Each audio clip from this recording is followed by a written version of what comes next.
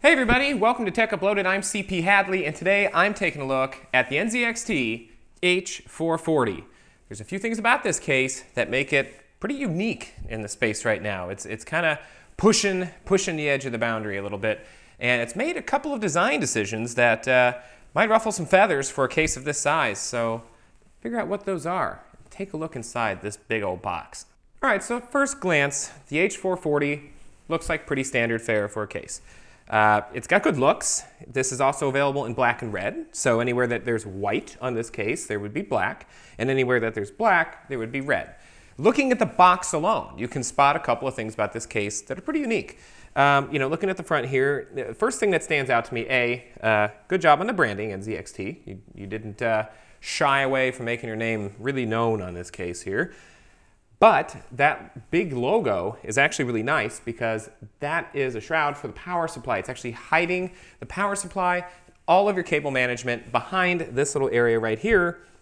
And as you'll see when we actually start digging into the case, turn the box around and you can kind of get an idea of this. Looking on the inside, you've got this panel right here.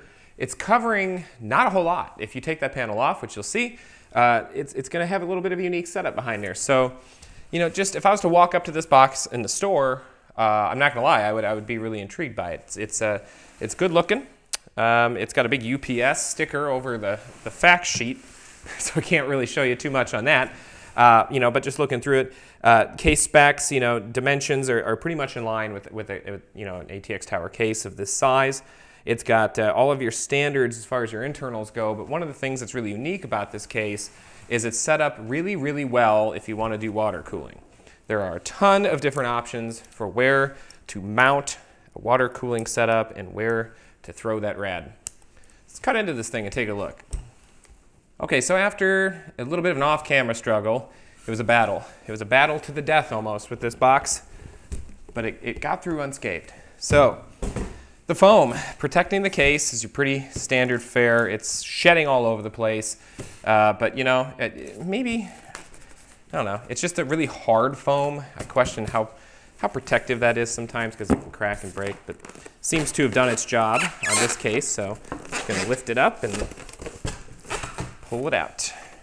I always save these pieces for my builds because it's a great way to ship a finished build. And this is actually going to be a Core i7 4770K build. All right, ta-da. This has a really nice finish to it. This case just feels really, really good. They did an excellent job with the paint.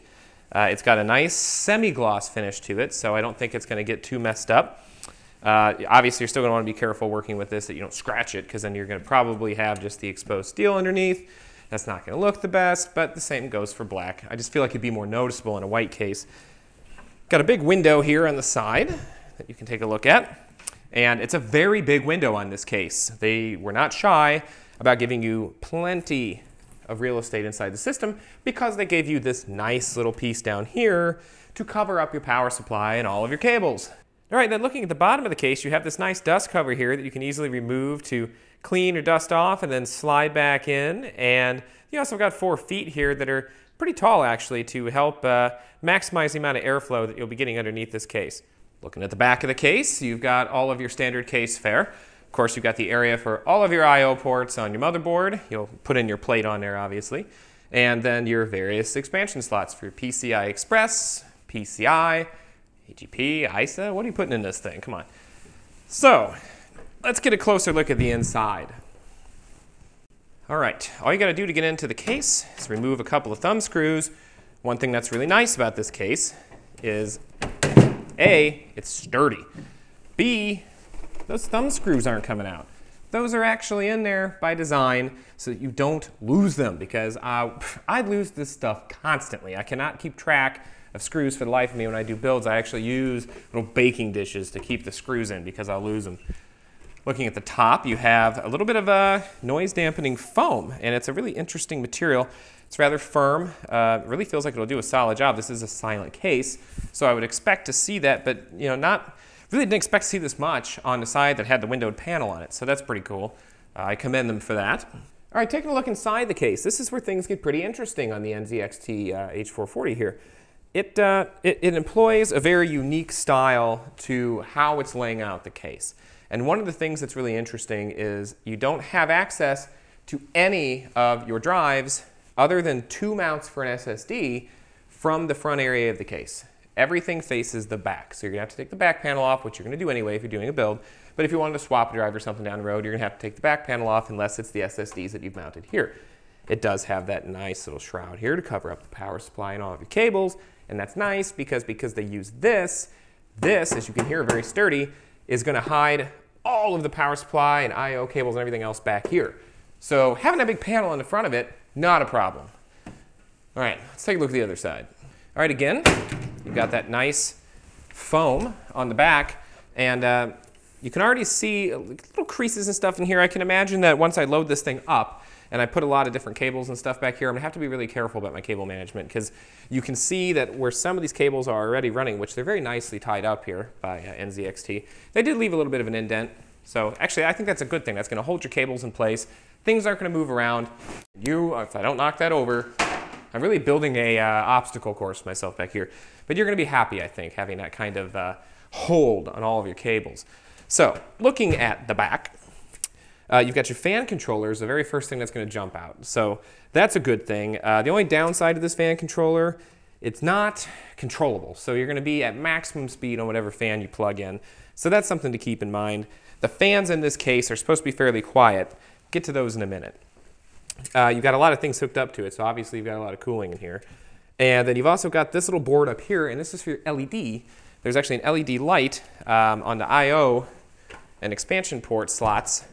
I believe, looking at the case, yep, down here and up here to illuminate things, and there's a little button that you can press to turn that on.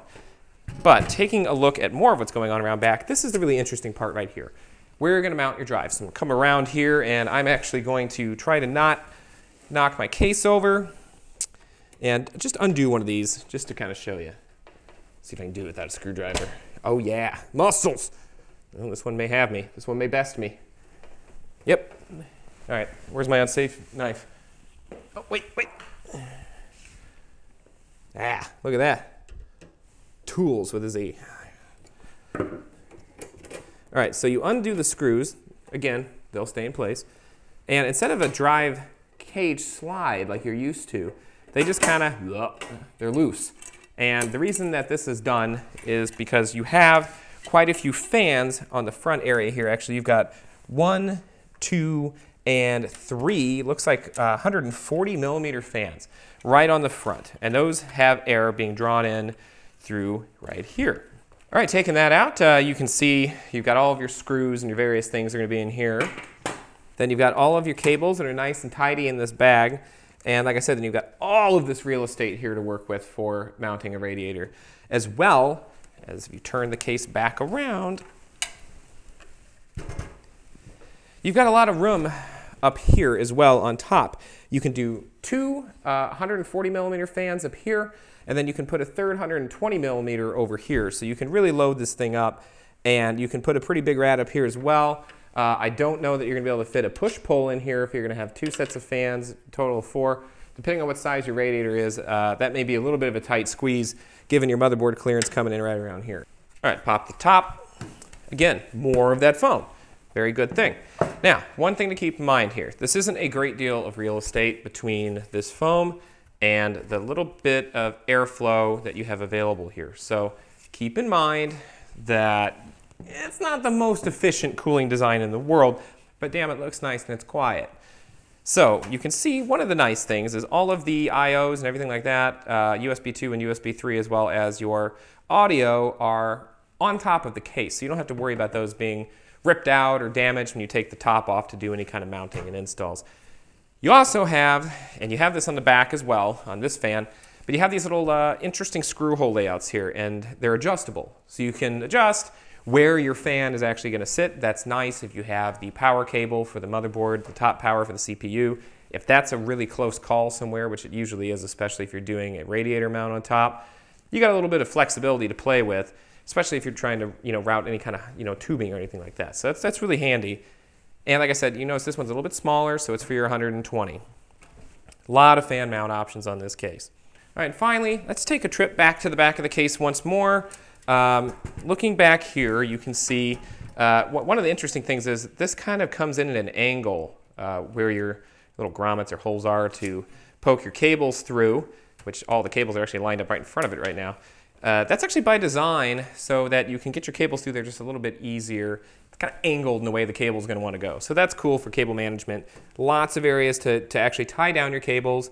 And then again, this little hidden zone for your power supply. Now, how do you get the power supply in there?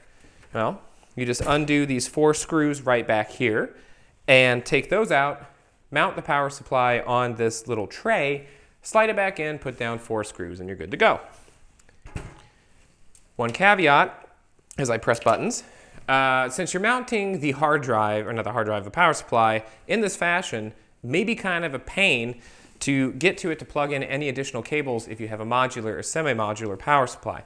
So make sure that you figure out all of the wires that you're going to need to run, especially if you need an oddball Molex or something like that. Take note of that before you put the power supply in the case, because you're going to have to get your hand around here and try to find your way, and there's going to be cables everywhere, and you're just going to be struggling. Just don't struggle. Make it easy for yourself.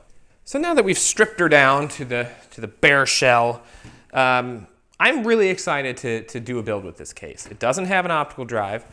Again, this is all solid on the front. But these couple of unique features I think are really cool. And I enjoy that, and I commend them for that. I like the fact that it takes cooling and makes that a priority. It's taking a risk. If you are like me and you're done with optical media, everything you get on Steam, you get your Windows installed on a USB, you can use USB and external hard drives for everything else, you've got a NAS, you don't need the optical media anymore. I like that they took it out in favor of airflow. One of the things that makes me a little bit nervous about the case, you've got these panels on the top and the side, and one of the sides just plain doesn't have anything for airflow. So you've got air coming in up here, or down here, because this is the bottom, and then along the sides here. That's pretty much all you got, and it's the same way on the top as it is the front. So, that being said, cooling, while you have a lot of fans, I'd be interested to test this out and kind of see how that really works out, because there's not a huge amount of air for the room to get in, or space for the air, the room, the air, the cool. The cooling air, cool fan flow air, flow, can't go through the case as easily if it can't get in. So that being said, I think this is going to be a little bit of a challenge for me, which is going to be fun, to make sure that I actually do one of my best cable management jobs ever on the back side, so that I don't have trouble getting this big padded back on the case, because there's not a huge amount of real estate back here for the cable management, because this isn't a very big case. This will take pretty much every board up to ATX. Beyond that, I'm not sure. Extended ATX may be a problem because you've got that angle that's coming out on the board. So I would say comfortably fit up to an ATX. Any more than that, look at a bigger case. Water cooling, you can mount on the back, you can mount on the front, you can mount on the top. You've got tons of options if you want to do water cooling on this case. So all in all, I think this is a pretty good case. There's some things that are maybe a concern to some people, the optical drive obviously being one of them, but I like the fact that NZXT took a risk on this case. They said, you know what? Throw the optical drive out, put it in a case that can fit full-size ATX, put it in a case where you can mount all of your drives, put it in a case where you can do 3 different water cooling options if you really wanted to, and just make cooling the priority and silence the priority. And those are the 2 things this case is going for. It's also got great looks. It's super solid. The fans are supposed to be quiet. I'll find that out.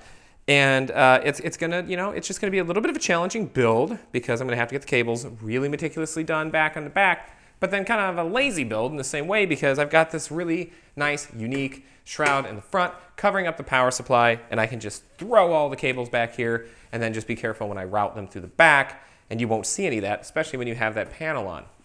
Some other things I may do is throw in some lighting, but once everything is said and done, like I said, it's gonna be a 4770K build, and 16 gigs of RAM, and I'm going to use an H100i mounted on the top. So that's it. That's a first look at the NZXT H440. Quite a unique case, and if you like this video, even just a little bit, please like and subscribe. It'll help me out quite a bit. And you know what? If you thought this case was butt ugly, if you think this is a stupid design, or heck, if you think I'm butt ugly, give it a thumbs down, dislike it, but still subscribe, and be sure to check back soon.